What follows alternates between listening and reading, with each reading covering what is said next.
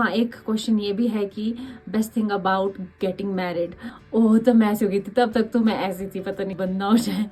और मुझे इतना गुस्सा आया ना, बहुत सारे स्कूल चेंज किए हैं, तो क्या क्या हुआ है मेरे साथ स्कूल टाइम पे, दर्द हुई मुझे ये सुन के। आप एडिटिंग किस ऐप से करते हो? चंपा मासी का होम स्टे था, जैसे मैंने आपको पहले बताया एप्पल। एक क्वेश्चन है यूट्यूब मोनेटाइजेशन के बारे में। Hello everyone, welcome back to our YouTube channel. आप सब कैसे हैं? I hope you all are doing good. मैं भी बिल्कुल ठीक हूँ।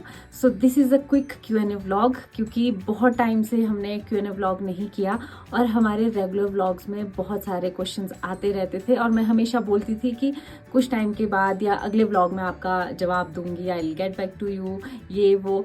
लेकिन फिर कभी ऐसा होता ही नहीं था कि उनका जवाब किसी व्लॉग में आए, क्योंकि पॉसिबल ही नहीं होता था कि किसी एक व्लॉग के चलते चलते बीच में किसी एक का आंसर हम दें। तो फिर मुझे बहुत बुरा लग रहा था, अच्छा नहीं लग रहा था कि हम क्वेश्चंस को ऐसे ही टाल रहे हैं।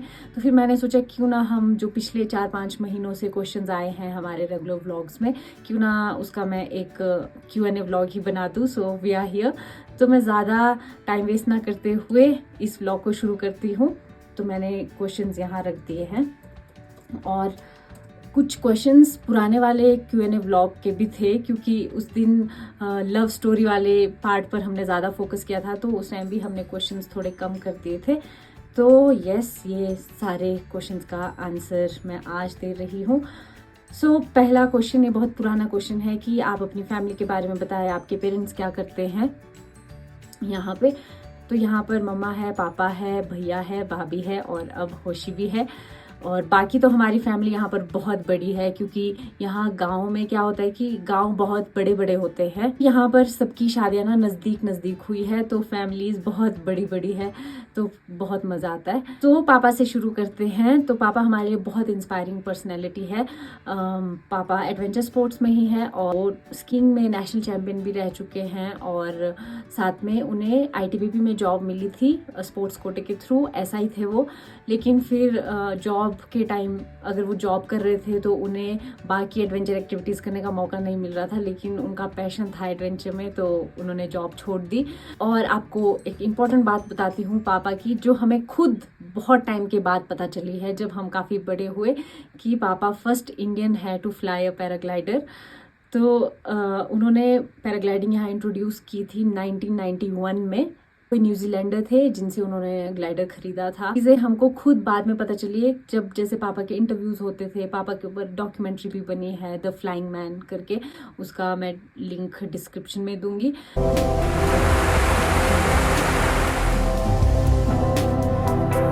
The significant journey of India's first paraglider, Roshan Lal Thakur, is curious and wonderful. Roshan Lal was born and brought up in Burua, a tiny village near Manali in Himachal Pradesh.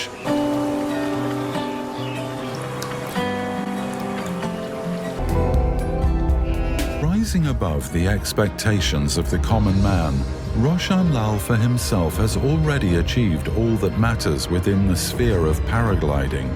For the country, he brought glory and pride by winning various prestigious awards and honours in different national and international events and championships where he participated. Paragliding में मैंने almost वो सब achieve कर लिया जो एक आम इंसान चाहता है, और अब तो ये है कि पैराग्लाइडिंग फ्यूचर में और अच्छा कैसे हो, वो मैं देखना चाहता हूँ।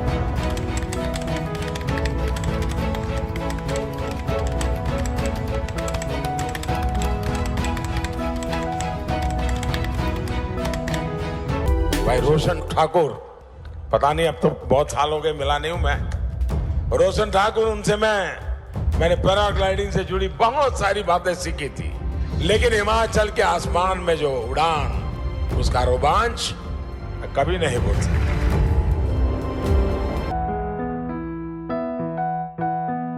क्योंकि हमारा रिलेशनशिप बहुत ऐसा फॉर्मल सा है, ज़्यादा इनफॉर्मल ऐसे बातें नहीं होती जैसे मैं बाकी फ्रेंड्स को देखती हूँ अपने, कि वो अपने मम्मी पापा के साथ कैसे होते हैं। तो यहाँ पर बस हमारी काम की बातें होती है और बाकी चीज़ों में कोई कमी नहीं है कि हम आपको फुल सपोर्ट करेंगे। बस अपने अपने जो ड्रीम्स है, अपने गोल्स है, अपना जो पैशन है, उसके लिए हमें हमेशा पुश करते हैं कि तुम ज़िंदगी में कुछ करो। यस, मैं ऐसा बोल सकती हूँ कि मेरे पापा एडवेंचर स्पोर्ट्स में है और एडवेंचर स्पोर्ट्स को प्रमोट करना चाहते हैं इंडिया में। मैं आपको बताऊं तो एडवेंचर स्पोर्ट्स का बहुत सारा सामान, जैसे स्पेशली स्कीइंग और पैराग्लाइडिंग का, इंडिया में मैन्युफैक्चर नहीं होता, तो पापा उन चीज़ों को इंपोर्ट करते हैं। यहाँ तक कि कुछ सेकंड हैंड स्की इक्विपमेंट्स को भी इंपोर्ट करते हैं, क्योंकि जो ब्रांड न्यू इक्विपमेंट होता है वो काफ़ी महंगा होता है और यहाँ पर लोगों को अफोर्ड करने के लिए मुश्किल हो जाती है। आप में से भी अगर कोई खरीदना चाहे तो स्नोबोर्ड, स्कीज, पैराग्लाइडर्स और बाकी एडवेंचर इक्विपमेंट्स जैसे हेलमेट हो गया, गॉगल्स हो गए विंटर के, ये सब चीज़ें। और पापा winter games federation of India के जनरल सेक्रेटरी भी रहे हैं। तो यस, सब पापा के जहन में एडवेंचर है। और इसके बाद मैं आपको मम्मी के बारे में बताती हूँ। मम्मा बहुत ही ज़्यादा सपोर्टिव है हम सब के लिए। हम सब इन सब चीज़ों में बिजी है, जैसे भैया, मैं, पापा। तो मम्मी सेब के बगीचे संभालते हैं इतने सारे, बाकी हेल्पर्स होते हैं मम्मी के साथ बहुत सारे, लेकिन स्टिल उन्होंने इतने अच्छे से संभाला हुआ है सब कुछ। और हमारी ट्रेनिंग के लिए पैसे इकट्ठा करते हैं। जैसे ही सीज़न ख़त्म हो जाता है, जैसे सितंबर अक्टूबर, आपको पता है कि सेब का सीज़न, हार्वेस्टिंग वगैरह तब होती है अगस्त में, तो सितंबर अक्टूबर में जो भी पैसा आता था वो मम्मी पापा हमारी ट्रेनिंग में ही लगाते थे। हमें यूरोप भेजते थे कि जाओ तुम ट्रेनिंग करो, अपने देश के लिए कुछ करो। मम्मी ने हमेशा सपोर्ट किया हर चीज़ में, यहाँ तक कि बहुत डेयरिंग भी है कि जब मैं पैराग्लाइडिंग सीख रही थी, क्योंकि स्कीइंग में तो मुझे डर नहीं लगता क्योंकि बचपन से ही की है, लेकिन पैराग्लाइडिंग में अभी सीख रही थी, तो मैं पहले दिन ही कोई 15 फीट से गिर गई थी, बिल्कुल फ्री फॉल हो गया था मेरा।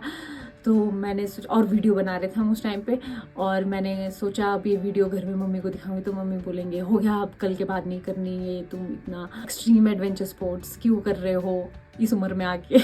तो मैंने घर पे मम्मी को दिखाई वीडियो, और मम्मी बोलते कि तो क्या हुआ, हम तो देखते रहते हैं, ऐसे गिरते रहते हैं बहुत सारे लोग, तो क्या हुआ, कल और ज़्यादा कॉन्फिडेंस आ जाएगा। ओह, तब मैं ऐसी हो गई थी, तब तक तो मैं ऐसी थी, पता नहीं कि मेरी पैराग्लाइडिंग बंद ना हो जाए।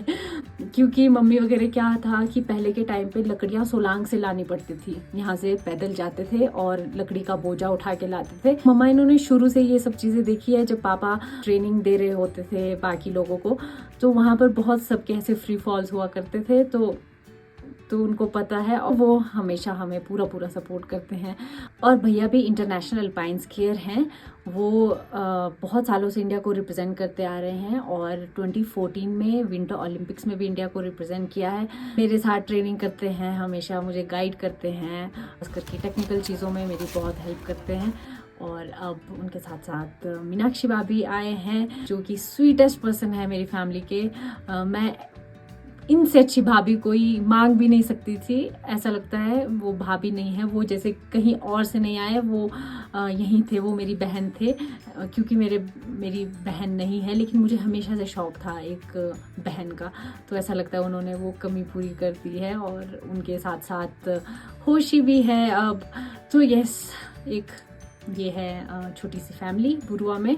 हाँ, एक क्वेश्चन ये भी है कि best thing about getting married. तो सबसे बेस्ट थिंग यही है कि पहले आपके पास एक फैमिली थी, लेकिन अब आपके पास दो फैमिलीज हैं जो आपको सपोर्ट करती हैं, इतना प्यार करती हैं। तो इससे अच्छी चीज़ और क्या हो सकती है। और मैं भी पूरी कोशिश करती हूँ कि मेरी तरफ से दोनों फैमिलीज को कोई कमी ना रहे, और टचवुड ऐसा ही सब कुछ अच्छा चलता रहे।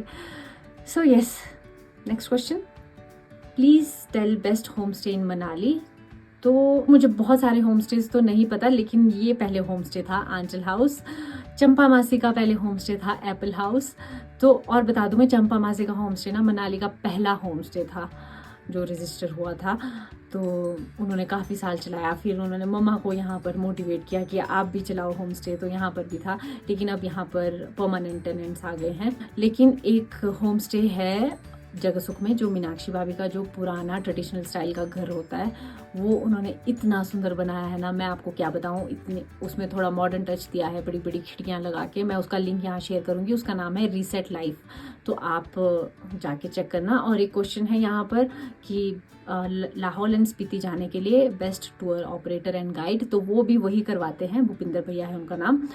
तो मैं उनका प्रोफाइल का लिंक यहाँ पर शेयर कर रही हूँ। तो वो आपको लेके जाएंगे लाहौल, स्पीति, काजा, वो हर जगह आपको लेके जाएंगे। और उनका पक्का होम स्टे चेक करना, वो जगसुक में है। मनाली टाउन से आप 15-20 मिनट में वहाँ पहुँच जाते हैं, लेकिन आपको थोड़ी सी हाइक करनी पड़ेगी उसके बाद रोड से 15 मिनट। लेकिन ट्रस्ट मी, वो वहाँ से व्यू भी इतना सुंदर है, आप रिग्रेट नहीं करेंगे। So next, Today Anchal, I'm from Punjab. I really enjoy your vlogs. Actually my husband visit these places and I really want कि मेरे बच्चे आप जैसे बने। प्लीज़ मुझे गाइड करना कि तुमने क्या स्टडी की है और कहाँ से की है। Thank you. तो एजुकेशन के साथ साथ मैं आपको बताती हूँ कि मैंने ना बहुत सारे स्कूल चेंज किए हैं। तो क्या क्या हुआ है मेरे साथ स्कूल टाइम पे। तो मैं पहले पढ़ी हूँ बुरुआ में ही, सरस्वती विद्या मंदिर स्कूल में। कुछ सालों के बाद पापा ने हमें DPS भेजा, जो मनाली में है, दिल्ली पब्लिक स्कूल। लेकिन उस टाइम पे बुरुआ गाँव के ना लोग वहाँ पर नहीं जाते थे पढ़ने, तो वो भी हमारे लिए दूर था। भैया इतना शरारती था, वो कभी बस में ही नहीं चढ़ना, पैदल आ जाना वहाँ से, फिर बहुत मुश्किल से ढूंढना, क्योंकि उस टाइम पर ऐसा नहीं था कि सबके पास मोबाइल फ़ोन्स थे कि एकदम से पता चल जाए कि आपका बेटा यहाँ है।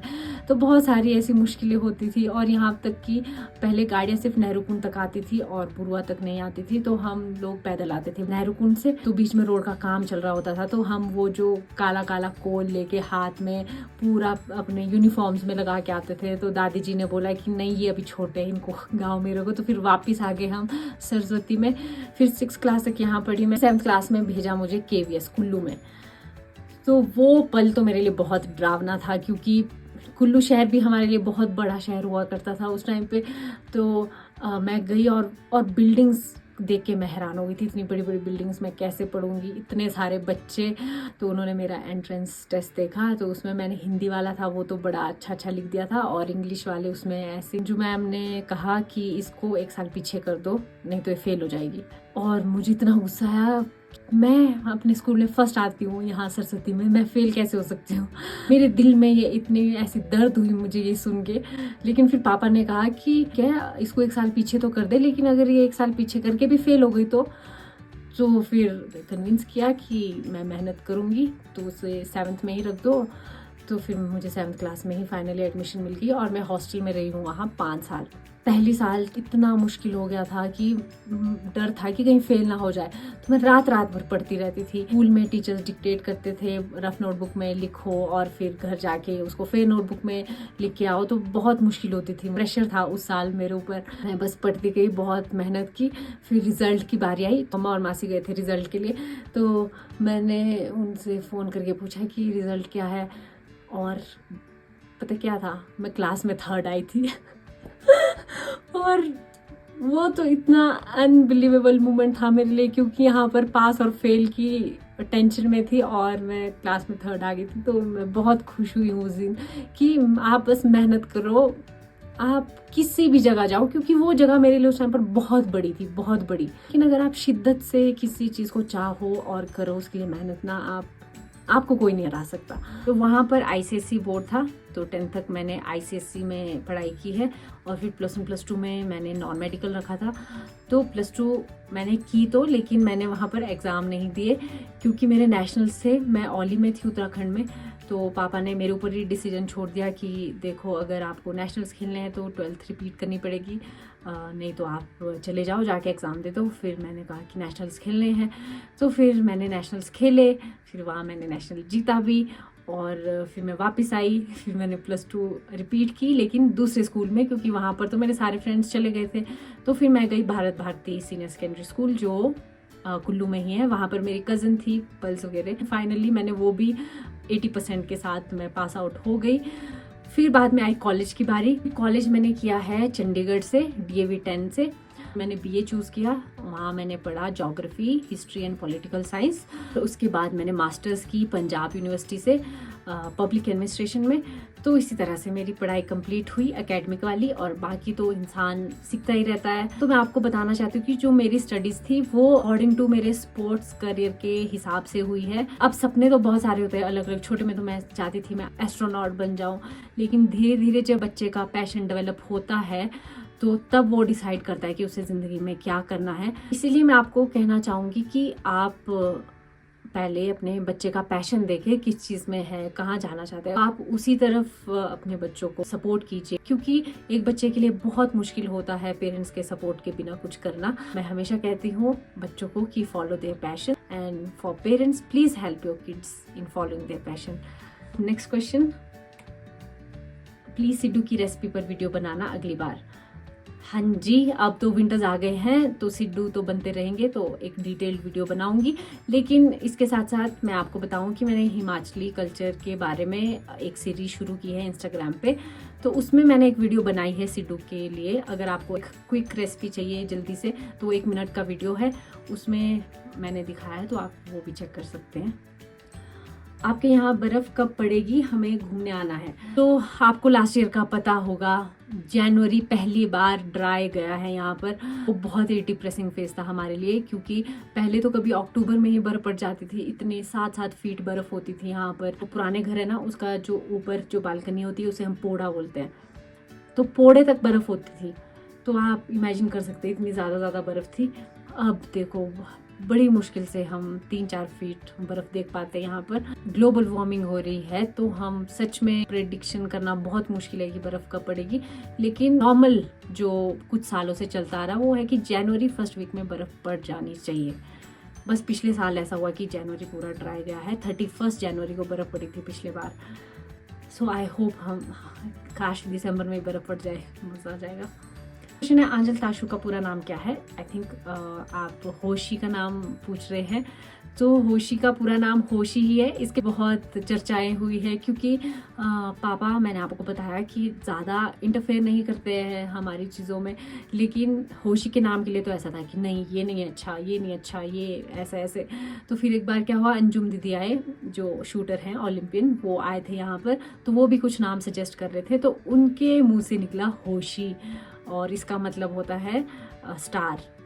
जो पापा को ये नाम इतना पसंद आया, क्योंकि होशी जापानीज नेम है, और पापा बहुत साल जापान में रहे हैं, तो पापा वहाँ के कल्चर, नाम, सब चीज़ों से बहुत ज़्यादा कनेक्टेड फील करते हैं। वहाँ पर पापा के बहुत फ्रेंड्स हैं, और पापा के जो फ्रेंड्स हैं वो यहाँ पर भी आते थे काफ़ी टाइम रहने, तो बहुत अच्छा कनेक्शन है जापानीज़ के साथ। तो फिर पापा ऐसे खुश हो गए, ठीक है अब होशी ही होगा नाम। ठीक है, हमने कहा ठीक है, फिर होशी ठाकुर ही रखेंगे। और नेक्स्ट क्वेश्चन है, स्नोबोर्डिंग के लिए जगह बताओ सारी with Google map if you can, like Sethan Solang में जहाँ भी, और रेंट कैसे करेंगे, and all we need detail video on both of them, love you from Delhi, thank you. So snowboarding and skiing के लिए मनाली में बेस्ट प्लेसेस है, एक तो सोलांग वैली और दूसरा है सेथन। सोलांग वैली तो मनाली टाउन से 14 किलोमीटर्स की दूरी पर है, और विंटर्स में आप 4 व्हील गाड़ी का इस्तेमाल करना जब भी आप प्लान करो यहाँ आने का। और बाकी वहाँ पर रोपवे है, केबल कार, गंडोला, थिंक 1400 या 1200 का हाफ डे टिकट होता है, तो आप वो लेके जा सकते हो स्नोबोर्डिंग के लिए। और सबसे बेस्ट टाइम होता है स्नोबोर्डिंग के लिए जब पाउडर होती है। तो आप ये सोचना कि जब फ्रेश स्नोफॉल हो रही है, वेदर देख के, जब फ्रेश स्नोफॉल हो तो आप उसके अगले दिन ही यहाँ आ जाओ जैसे ही रोड खुलती है, क्योंकि तभी स्नोबोर्डिंग के लिए बेस्ट होता है। बाकी स्कीइंग के लिए जिन्होंने पाउडर स्कीइंग करनी है तो वो पाउडर स्कीइंग कर सकते हैं, बाकी तो पूरा सीजन आप स्कीइंग और स्नोबोर्डिंग कर सकते हैं। और दूसरी जगह है सेथन को आई थिंक यहाँ से 1-1.5 घंटा लग जाता है मनाली टाउन से, क्योंकि वो काफ़ी हाइट पे है। से ऑल्टीट्यूड में देखा जाए तो सेथन और जो सोलांग वैली है, सोलांग का 25 to 600 मीटर्स है, और सेथन का 27-2800 मीटर्स है। लेकिन वहाँ के लिए ऊपर को ऐसे मोड़ वाले रोड्स हैं, तो आपको वहाँ के लिए तो बिल्कुल रिस्क मत लेना कि आप 4 व्हील गाड़ी ना ले जाएं। तो सजेस्ट करूँगी कि एक दिन पहले जाएं, जिस दिन आप प्लान कर रहे हो या कुछ दिन के लिए प्लान कर रहे हो। तो ऐसा नहीं कि जिस दिन जा रहे हो उसी दिन जाके स्नोबोर्डिंग करो, पहले दिन जाओ, वहाँ पर रहो, लोकल्स के साथ बात करो, स्नो कंडीशन के बारे में पूछो, कौन से स्लोप सही है करने के लिए, कौन से पैच में करना चाहिए। तो इस तरह से आप प्लान कर सकते हैं। और रेंट कैसे करें गियर, तो रेंट पे आंचल स्नो स्पोर्ट्स हैं के लिए, तो आप यहाँ पर मैं लिंक डाल दूंगी पेज का, तो आप वहाँ से गियर रेंट कर सकते हैं। और बाकी अगर आपको प्रोफेशनल स्कीइंग कोर्सेज करने हैं, स्नोबोर्डिंग कोर्सेज करने हैं, वो भी आंचल स्नो स्पोर्ट्स करवाता है 7-7 दिन के। और बाकी अगर आपको जैसे प्राइवेट ट्रेनिंग चाहिए कुछ दिन की फ़न के लिए या फैमिली के साथ, तो वो सब डिटेल्स आप पेज में जाके पूछ सकते हैं, इंस्टाग्राम पेज पे। वहाँ पर नंबर भी होगा और मेरा एड्रेस भी होगा, तो आप वहाँ से पूछ सकते हैं। क्वेश्चन है, hi Anchal, I love watching your vlogs because I love mountains, I also want to go to visit. अच्छा, तो ये वही वाला क्वेश्चन है, टूर ऑपरेटर वाला। तो मैंने आपको बताया है रीसेट लाइफ वाले जो होम स्टे हैं वही लेके जाते हैं। नेक्स्ट क्वेश्चन है, आंचल जी आप जो चाय पी रहे थे विदाउट मिल्क, वो कौन सी चाय है और क्या आप शुगर डालते हो उसमें, please let me know. I think 2 weeks ago, ये है शादी वाले व्लॉग का क्वेश्चन। तो वो एक नॉर्मल मिंट टी थी, पुदीने वाली चाय। तो मैं तो शुगर लेती हूँ, आप अपने हिसाब से देख सकते हैं, क्योंकि मैं नॉर्मली मीठा नहीं खाती, जैसे मिठाई चॉकलेट्स वगैरह ये सब मुझे पसंद नहीं है। तो और साथ में वर्कआउट में इतना करती हूँ तो मेरा बॉडी का शुगर वो लो हो जाता है, तो इसीलिए मैं कोशिश करती हूँ कि एटलीस्ट चाय में मैं थोड़ा शुगर ले लूँ। तो आप अपने हिसाब से कर सकते हैं, ऐसा नहीं है कि इसमें शुगर नहीं ही डालना है हमेशा। तो नेक्स्ट क्वेश्चन है, आप एडिटिंग किस ऐप से करते हो? तो मैं पहले VN से एडिट करती थी, लेकिन क्या होने लगा कि उसमें जो म्यूजिक हम डालते हैं अपने व्लॉग्स में, उसमें कॉपीराइट आने लग गए थे। इसलिए अगर आप देखेंगे हमारे जो पहले वाले व्लॉग्स हैं उसमें बहुत सारे सेक्शंस हैं जहाँ पर बिल्कुल ऑडियो म्यूट कर दी है, हमारी आवाज़ भी नहीं आ रही, वो इसी वजह से क्योंकि कॉपीराइट आ जाता था। तो मैंने स्विच किया है अभी iMovie में। iMovie में एडिट करना बहुत ईजी है, स्पेशली जो म्यूजिक है उसमें कोई कॉपीराइट नहीं लगता। तो यस, वो मेरे लिए कन्वीनियंट रहता है। अर्पित एंड अरिजीत आर ब्रदर्स? हाँ जी बिल्कुल, अर्पित और अरिजीत ब्रदर्स हैं, वो चंपा मासी के बेटे हैं दोनों। अर्पित तो चंडीगढ़ में होता है, वो DAV से ही कॉलेज पढ़ाई कर रहा है अपनी, और अरिजीत अभी DAV स्कूल में है मनाली में। Everything is beautiful in this vlog. Anchal आप चंपा मासी की होम स्टे का एड्रेस बता सकते हो? तो चंपा मासी का होम स्टे था, जैसे मैंने आपको पहले बताया, एप्पल हाउस, वो अब नहीं है। लेकिन जो सामने है आप कॉटेजेस देखते हैं, वो एक शैले है, माउंटेन शैले का एक विलेज है छोटा सा, क्योंकि वहाँ पर बहुत सारे कॉटेजेस हैं। तो उसका नाम है शैले विंडफ्लावर, और इंस्टाग्राम पे उसकी ID है शैले शनाग मनाली। मैं यहाँ पर लिंक शेयर कर दूंगी। वो बहुत ही सुंदर प्रॉपर्टी है, स्विस शैले स्टाइल में उसको बनाया गया है, और वो मनाली में सिर्फ एक ही जगह आपको ऐसी जगह रहने को मिलेगी, क्योंकि होटल्स बहुत सारे हैं, कॉटेजेस बहुत सारे, लेकिन जो उसका फील है वहाँ पर, जो कोजीनेस है, वो आपको और कहीं नहीं मिलेगी। वो उस जगह को बहुत यूनिक बनाता है। तो मैं आपको यहाँ पर लिंक शेयर करूँगी, आप प्लीज़ देखना, बहुत प्यारा है। क्वेश्चन है, how do I go up there, would I need to carry my own tent, sleeping bag etcetera, and I really want to go, do you organise treks as well? Yes, Anchal snow sports के साथ आप tracks पे जा सकते हो, hikes पे जा सकते हो। तो आपको अपने टेंट्स और जो बाकी चीज़ें हैं, किचन का सामान, स्लीपिंग बैग्स, कुछ भी ले जाने की जरूरत नहीं है। बस आपको आंचल स्नो स्पोर्ट्स के साथ रजिस्टर करना है, तो आप जा सकते हो। लेकिन अगर आपको खुद जाना है, लेकिन आई रिकमेंड कि कहीं भी कोई भी नई जगह पर अकेले मत जाओ। अकेले इन द सेंस, आप सिर्फ आपकी फैमिली जो कि उस जगह पर कभी नहीं गई है और आप ऐसे ही एक्सप्लोर करने चले जाओ, तो वो ज़्यादा डेंजरस और रिस्की हो सकता है। तो हमेशा किसी ना किसी गाइड को साथ लेके जाना। उस समय पर आप अपने टेंट्स लेके जा सकते हो, अपने स्लीपिंग बैग्स, और जो भी आपके खाने की चीज़ें हैं, थोड़ी बहुत फायरवुड या फिर स्टोव, जिस चीज़ का भी आपको इस्तेमाल करना है वो आप अपने साथ लेके जा सकते हैं। एक क्वेश्चन है यूट्यूब मोनेटाइजेशन के बारे में, कि इसमें बहुत छोटी छोटी चीज़ें होती है, क्योंकि मैं भी हमेशा सोचती थी कि कैसे होता होगा, क्या करते हैं, कैसे अकाउंट बनता है। तो मैं चाहती हूँ कि जिसके मन में ये सवाल हैं, जैसे मेरे होते थे, तो आपके भी अच्छे से क्लियर हो जाए। तो इसको मैं अगले व्लॉग में बताऊंगी। सो यस, आई होप मैंने कोई क्वेश्चन मिस नहीं किया होगा कमेंट से, क्योंकि बहुत पिछले मैंने ऐसे ढूंढ के निकाले थे ये क्वेश्चन्स। आई होप मैंने सबके आंसर दिए हो, और आई hope you enjoy this vlog. मुझे पता है मैंने कुछ क्वेश्चंस थोड़े लंबे कर दिए अपनी कहानियाँ सुनाते हुए, लेकिन आई थिंक जितना हम बातें करेंगे उतना हम एक दूसरे के साथ कनेक्ट कर पाएंगे। So yes, I hope you enjoyed this vlog. Please don't forget to like, share and subscribe. अब मिलेंगे आपसे नेक्स्ट व्लॉग में, तब तक के लिए बाय बाय।